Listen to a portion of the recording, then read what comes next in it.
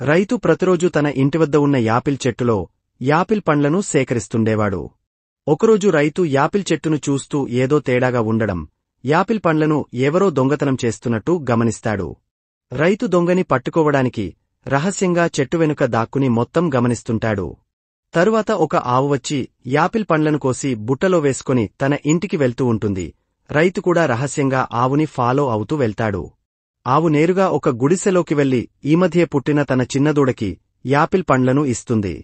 ఒకరోజు మెరుపులతో కూడిన పెద్ద వర్షం పడుతూ ఉంటుంది. రైతుకి ఒక అనుమానం వస్తుంది. వెంటనే రైతు వర్షంలో వేగంగా ఆవు ఉండే ఇంటికి పరుగులు తీస్తాడు. తరువాత ఆవు మరియు దూడని గుడిసెలో నుండి బయటకి తీసుకువస్తాడు. ఎందుకంటే పెద్ద వర్షం కారణంగా ఆవు ఉండే ఇల్లు నేలకులిపోతుంది.